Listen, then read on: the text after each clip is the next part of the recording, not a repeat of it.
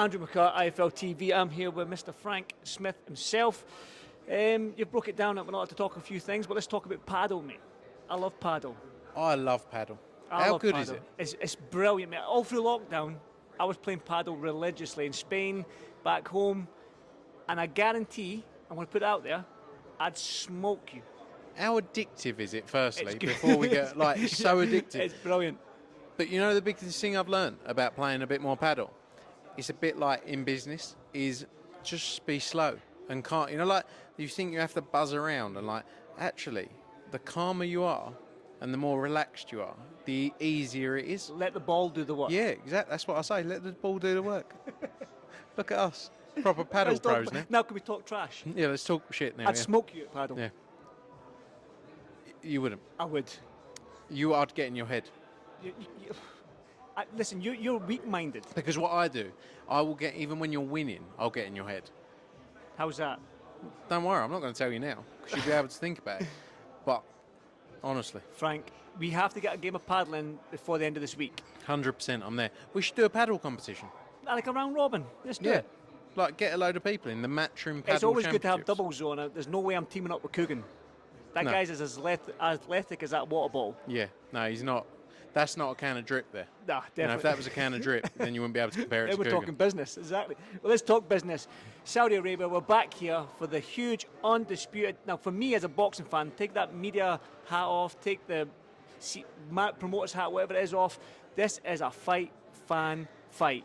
This is a mega fight for boxing right now, and it's the fight that I think is the best fight in boxing. Do you agree? 100%. Look, this is the fight people have been calling for years. The best fight in the sport of boxing. And I don't think in the past it would have got the same eyeballs that it's getting now. And I don't think this fight would have happened without Riyadh season.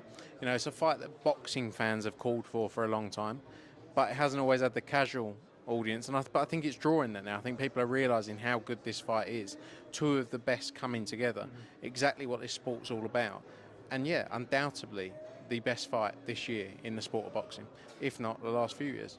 I totally agree. Now, Frank, talk to me about the contrasting styles. Now, I know you're a businessman, you're business-minded. Maybe the tactical side of boxing... Goes right over my head. It is right over your head. Over my lack of hair. Well, you've got the same hairdo as me now. But talk to me, you must look at this fight and see the two different styles. You've got that come forward, controlled aggression, front foot boxing in Beterbiev. Then you've got the fighter in Bivol who's got good feet, angles, throws a lot of punches. It's two different styles. So talk to me a little bit about that. Give me your coach's mind now. Exactly what you said there, Andrew. I think you covered it all off for me. I've got nothing more to say. I think the reality for me is Dmitry Bivol, every time he stepped up, he has shown a better version of himself. And he's worked his whole life for this moment to become undisputed. The Canelo fight was huge from more a public perception and commercial profile. But this is the fight he's wanted for years and years and years. This is the fight he's wanted to prove himself in. You saw in that Canelo fight how he stepped up in the levels and delivered a performance like he did. Where he just boxed fantastically the whole way through that fight. Was never phased at all. And I think this is the moment you're going to see the best of Dmitry Bivol. I think, that Zinad fight, although not at the level of Beterbiev, obviously, or Canelo, but he showed what it meant to. That was obviously supposed to be the Beterbiev fight. He'd had the best training camp of his career. He was fully focused and committed for that fight. And I think you saw a better Dmitry Bivol there. You saw a more come-forward Dmitry Bivol. You saw someone who wanted to push it. Whereas sometimes in his career, when he stepped down in opponents and quality, like a lot of fighters do, the motivation maybe hasn't been there to put in a performance like that. He knows what he has to do against Artur Beterbiev. He knows this is the toughest fight of his career, but it's also the most important thing for him as an individual. It's something that he wanted his whole life, and he gets his chance on Saturday night. And there were many occasions, I think, where we didn't think this fight would be possible. Like I said, this is a fight without Riyadh season, definitely wouldn't be happening. So I know your question was about styles, and I just went on some other little rant about something else. Mind again. But exactly what you said, that is why people are so intrigued by this fight, because anything could happen. And that's why everyone's going to tune in for it. Frank, I know you're Team Bivol. Just slightly. Just slightly. If you can get me a Team Bivol tracksuit, it'll be appreciated. No worries, not a medium. on that for you. Definitely. So we know when a fighter becomes undisputed, we just need to look at Usyk, most recently Terence Crawford, most recently as well, and Inoue. Those three fighters, as soon as they become undisputed in that weight division, they move up. Is Bivol, I know this is a question I shouldn't really ask Bivol because he's fully focused, but I can ask you, will Bivol move up to that cruiserweight division and try that out, or is that maybe a little step too far for his size? I personally think it's a huge jump, especially for someone at times we've spoken about, and even, spoken about 168 for Dmitry Bivol, which is, he's felt comfortable of doing. So it would be a massive jump for him to do something like that. He's going to be the only one who decides, I think there's other fights there. I think the Canelo rematch is a massive fight, either at 168 or at 175 for the undisputed. There's a lot of opportunities. Benavidez is another fight that's been spoken about. I think at that point, he needs to decide, Dmitry this is, what he wants from the sport. He's made a load of money. He's become undisputed. He's fulfilled his dream. So it's like, what do you want to do? And only he can tell you that. And he'll only know that post-Saturday night. Everything right now is focused on Saturday. He's not looking beyond it. He knows the challenge that's ahead of him. He knows the type of fight he's got ahead of him. But it's what motivates him. We spoke about styles there, Frank, but when you look at Beterbiev's style, can Dmitry Bivol keep that style of Beterbiev off him for 36 minutes? 36 minutes in a fight is a very, very long time. Can Bivol do it? Yes. He's shown at the highest level he can do it. He showed it against Canelo Alvarez. He was laser focused for 36 minutes. He knew what he had to do. Yes, he can do it. But at the same time, why we're so intrigued by high-level sport? Because at any point, Artur Beterbiev can do what he does. And that's why we're excited. But my man, Dmitry Bivol, is going to go and do the business. He will be my personal first undisputed, forget about Eddie, undisputed champion. I'll let Eddie get involved in the pictures this week in the press conference. But this has been a journey. Can I see, do you remember when Bellew and Carl Froch won their world titles? I think Carl Froch, when he beat... when Eddie jumped in the ring early? Lucien Beauty. Remember when he beat Lucien Beauty and Eddie jumped in the ring and he was all... Are you going to do that, Frank? It's not really my personality. Do it. What, under the bottom rope? Slide in like a jump wrestler. over, just over everyone, just under the bottom rope. It's the Frank Smith show. Do you know, I'm not really I don't like getting. I'm not that kind of personality, but I will definitely have a picture after with all the belts. Quite right. Jai Apataya. Then let's move on swiftly. Jai Apataya, he's up against Jack Massey. Jack Massey's been up at heavyweight to fight Joseph Parker. Didn't look out of place. The Riakporhe fight, you can argue he won that. So those two losses on his record, you can almost say it doesn't really mean much. Do you know what I mean? And Jai Apataya's up against it. He's up against a tough opponent. How do you see that one? Yeah, look, Jai Apataya has shown he's a special fighter. He wants the biggest fights in the sport. Credit to Jack Massey, because a lot of people wouldn't take this kind of test. I think, as you said there, the Joseph Parker fight's the fight I look at as one where, when you look at what Joseph has gone on to do from there as well, especially after that Jack Massey fight, it was a close fight. And sometimes people put, when a fight's close, down to, he didn't have the best night. But sometimes it's also about what did the other person do, who was the outsider, who wasn't sort of regarded as having any chance in there. I think with Jai it's about motivation though as well, and wanting the big fights, wanting those unifications. That's what his focus has got to be after this. But Jack Massey will be a tough test for him. But he's got to look at those big nights after this. Serdo against Billum Smith in November is a massive fight. Billum Smith, I love Chris Billum Smith. He has, not saying consistently been written off, but I don't think anyone thought he'd get to the heights he's got to. Even I'm being honest with you, and I have a great relationship with him. I have so much respect for what he's done. He's done it through hard work and determination.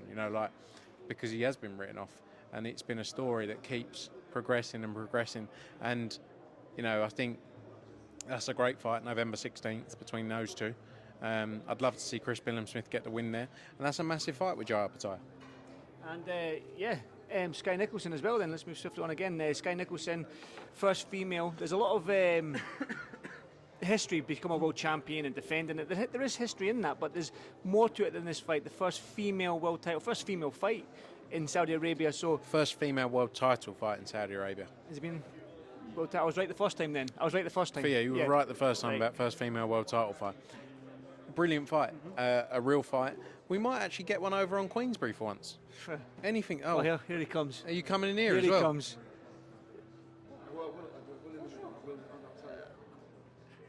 Gareth Davis ready to jump in there. I don't know what that was all about. We were talking about Sky Nicholson, Yeah, Raven yeah. Chat. Sorry, that was Gareth A. Davis. Just generally went to walk in, get the mic, and then walked off again. Shit himself. Shit himself, Frank. You Yeah, scared he did. people. I think his arse went a little bit. His arse went a little His bit. arse went completely. But yeah, brilliant fight, and we might finally get a win over the Queensbury team. Do you think so? In your heart, do you think Yeah, Sky I can think do it? Sky Nicholson. I think it's a great fight, but I believe Sky Nicholson gets the win. Well, let's talk about it then. You need a win against Queensbury. We do. You We need very a few much wins, do. mate. You We need need a a lot. few You wins. think, it's about 12-1 maybe? All right, mate. 12, 13, I can't quite remember the score. I Who's don't know. I keeping forgot, score to be anyway? honest. It's not about scores. It is. I Maybe know for you and you Eddie. it's not about scores. You and Eddie love to win. It's more so Eddie. Eddie loves to win. I love doing good business and making You fighters love winning money. at business. You didn't like losing I at love business. winning at business, yeah. But you have to also be realistic that you're not going to win them all. Right. And you may go on a bad run for a little bit, but we're going to go to 15-13 very soon. There or we go. whatever the score is. Well, there is a big announcement in February. I think Frank Warren mentioned it on TalkSport, and there's a big show in February. People are saying it's the next 5v5. And me and Cook had the conversation this morning, like, would that 5v5, would AJ Dubois rematch happen then? Is that a possibility? I think there's a lot of discussions ongoing about what's next for AJ. I think Dubois is the right fight.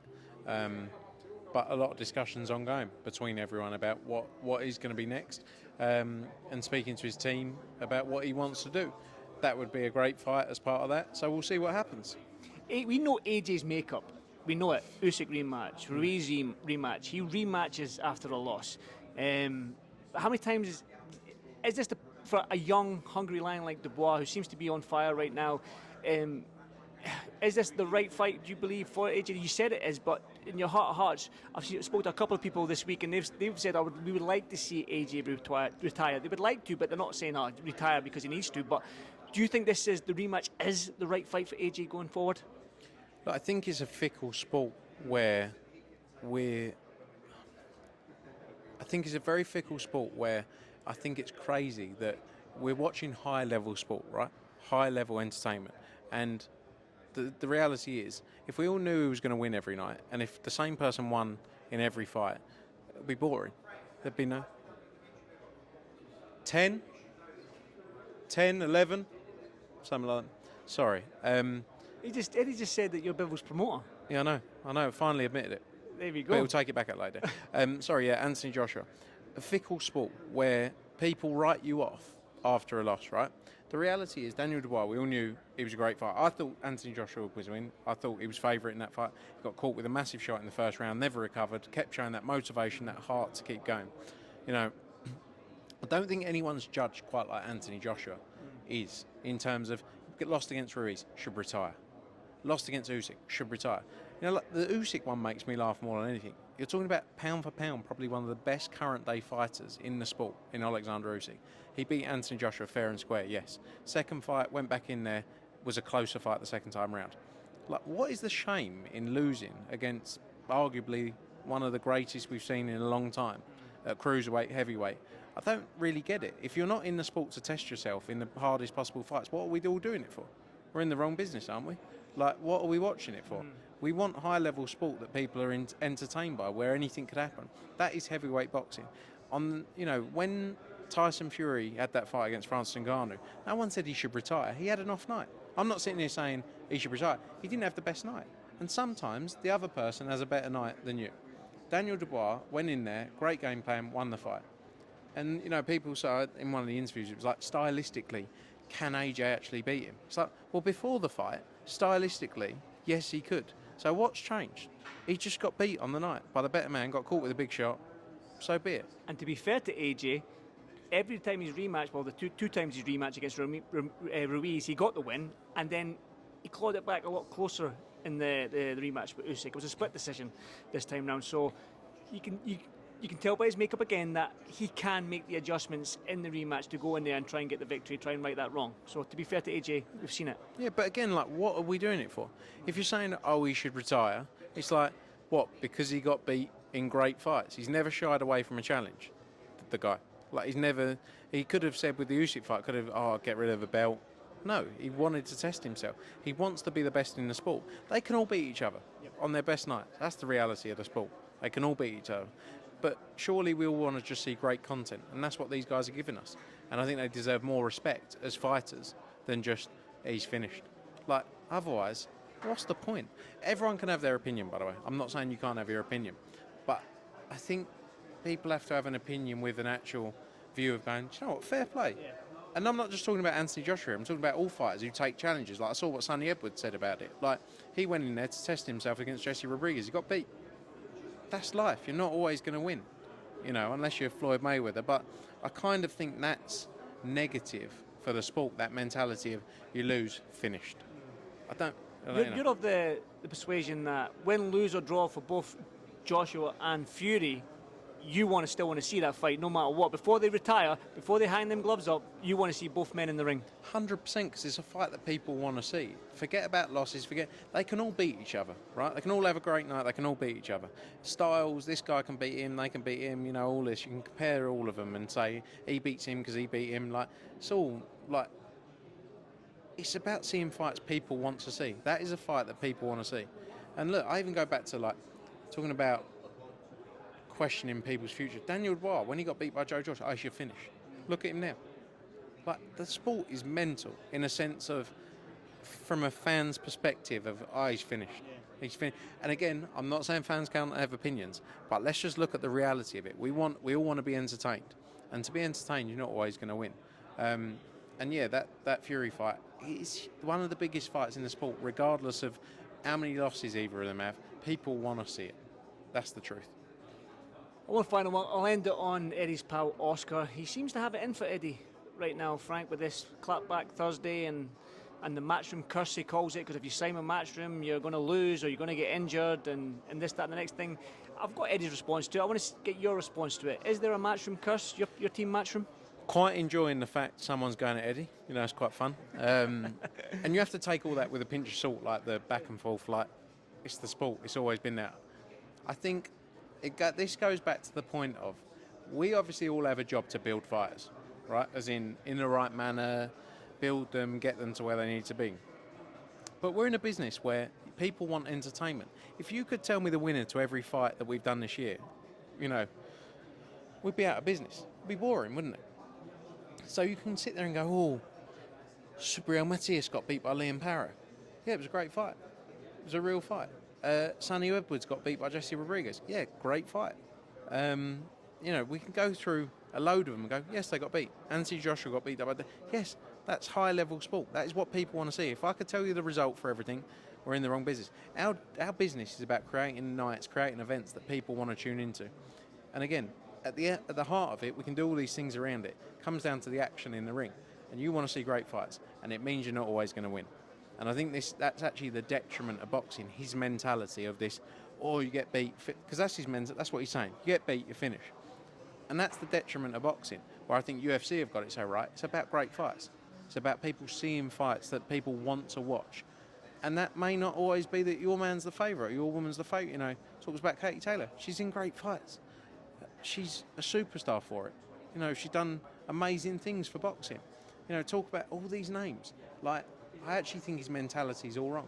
I don't disagree that you have to build fighters in the right manner to get them to that point.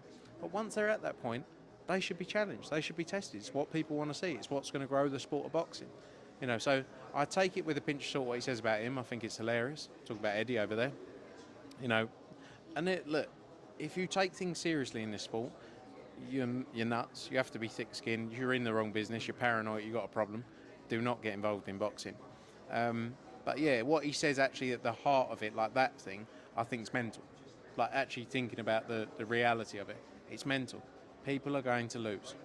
It's not come to match. No, we want to see real fights. Because at the end of the day, he more than anyone is a boxing fan. Again, Eddie. I want to run a great business. But to run a great business, you have to make events and fights that people are intrigued by.